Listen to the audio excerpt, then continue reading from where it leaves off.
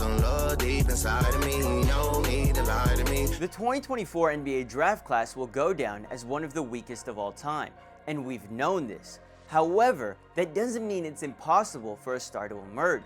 In 1 month into the NBA season, I think we may have found that star, and he was sitting right underneath everybody's nose. In fact, if we go back and look at it, it was pretty obvious. All of the signs were right in front of us.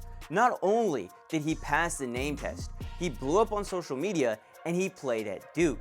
The fact that half of this league passed on him will boggle the minds of future generations. The same way we go back and look at the 2011 draft and are surprised that a guy who ended up becoming a 6-time All-Star, 2-time NBA champ, 2-time Finals MVP, 2-time Defensive Player of the Year, 7-time All-Defense, and 6-time All-NBA player ended up being drafted right outside of the lottery. And not only did this guy get drafted 15th overall, he got traded on draft night. Now, I'm not saying that Jared McCain will even come close to the amount of success that Kawhi Leonard's had in his NBA career, but I'm not saying it either.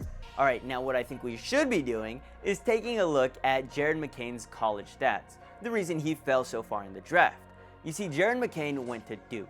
No, he didn't go to Duke under Coach K, but he still played for the Blue Devils, which was mighty impressive. And his one season at Duke, he went out, played 36 games, averaged nearly 32 minutes a night. Yes, they were running him into the ground over there, put up 14 points, 2 assists, and 5 rebounds, all while shooting a solid 46% from the field and 41% from the three-point line.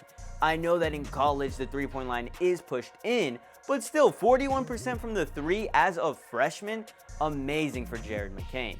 And not only did he ball out in the regular season, he put the team on his back come March Madness because he willed them to an Elite 8 appearance. Sure, they didn't win it all, but when's the last time that Duke's won a natty? It's been a while.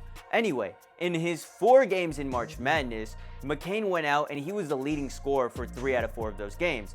He averaged 20 points in that tourney and had 2 30-point games.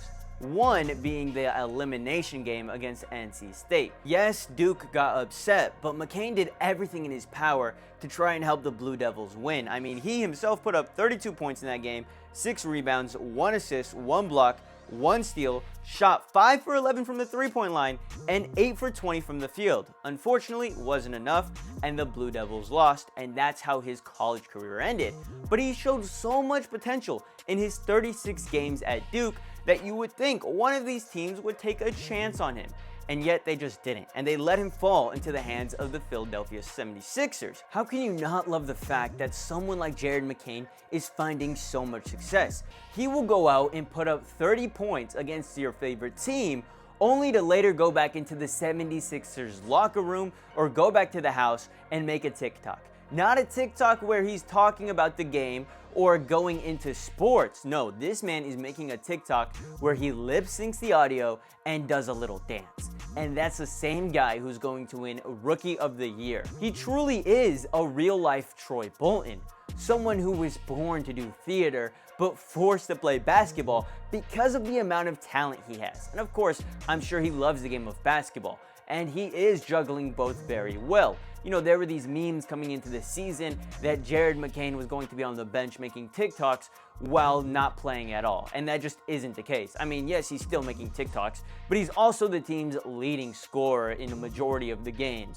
So Jared McCain, all I hope is that this success continues, not only because it's an amazing story, but because he's someone who is easy to root for. And don't worry, we'll talk more about them in a second, but for right now, I just wanted to remind you guys to slow down, like the video, and subscribe to the channel. We're on the road to 5,000 subscribers. I will do anything if you subscribe. Alright, now let's get back to the video. You see, the 76ers were coming off of a pretty interesting campaign last year.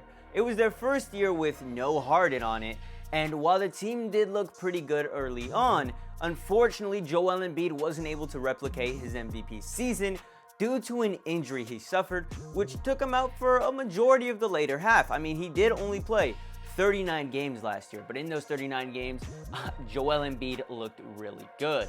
Not only did he go out and average 34 points for the team, he made the All-Star team, had 11 rebounds a night and 5.5 assists, along with nearly 2 blocks, all while shooting 52% from the field, and 38% from the three-point line. That's a lot from your star player. And of course, with Joel Embiid missing a majority of the season, Tyrese Maxey was going to need to step up and take a bigger role. And that's exactly what he did. There's a reason he ended up winning Most Improved Player of the Year and was an all-star, because he went out and averaged 26 points a night, 3.7 rebounds, 6.2 assists, and a steal, all while shooting 45% from the field and 37% from the three in the 70 games that he played.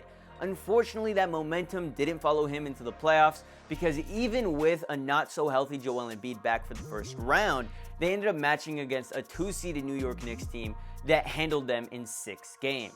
And from there, the 76ers looked to be in a bit of a free fall. However, in free agency, they did go out and acquire Paul George. And Paul George was supposed to be the third player in their big three that would solidify their wing role, because the 76ers had definitely been lacking in that area. However, a problem arises when you realize that Paul George is a little past his prime, and the 76ers knew exactly what they were doing when they signed Paul George. They knew that PG was a 34-year-old with a lengthy injury history that had been pretty consistent throughout his career, and yet they still go out and give him a 4-year deal with $212 million. Paul George will be 38 years old. I promise you, he will not be in the league by the time this contract is supposed to end. And the 76ers are already paying for it. This was a desperate move to try and keep their superstar happy. They knew that Joel Embiid was struggling with his time with the 76ers, that his era was coming to an end. And because Paul George was the best option on the market, they thought that maybe PG would be enough to revive the team. Just wasn't the case, because we're a quarter of the way into the season and Paul George has only played in half the games. And if you think I'm dragging it, at the time of this recording, Paul George is currently out with a knee injury, because of course he is. And we can't even take a look at his stats this season, because for a majority of the games that Paul George has played in, it's very clear that the dude is playing through an injury. So we can't even get a representation of where his ass is at. But I'll tell you where his ass is at. It's at the end of the 76ers bench in street clothes alongside Joel Embiid. And don't even get me started on Embiid. Talk about a guy with a worse injury history than Paul George, which I didn't think was possible until I remembered everything that Embiid's gone through. They're actually a perfect duo together, because now they can spend the entirety of the season just riding the bench, the same way Paul George and Kawhi did in his time in LA. I mean, Joel Embiid has only played in 4 games this season. That's really embarrassing for the Philly organization. They're basically throwing their money away so that these dudes can look nice as hell on the sidelines instead of balling out on the court. And I haven't even touched on Tyrese Maxey, which for some reason the mainstream media likes to ignore, but he's only played 1 more game than Paul George has. He's also been in and out of the lineup. Sure, he's averaged 25 points in the season for the 76ers, but it doesn't mean a whole lot of anything if you're not there for a majority of the games. And that is a huge reason as to why Jared McCain is having such a successful rookie year. I mean, when 3 of your superstars are out, you're going to feel it. And it's impacted the 76ers the most on the offensive end, where they rank 28th out of 30 in offensive rating. And the only reason the 76ers have any wins whatsoever is because Jared McCain is playing amazing ball. On the year, he's averaged 16.5 points, 2.7 assists, 2.3 rebounds while shooting 48% from the field and 42% from the three-point line. That three-point percentage didn't drop off when he reached the NBA. And those stats are a bit misleading, because Jared McCain has been on a Linsanity run. And it all started with an overtime victory against the Charlotte Hornets. And the only reason the 76ers were even in that overtime game was because Jared McCain put the team on his back.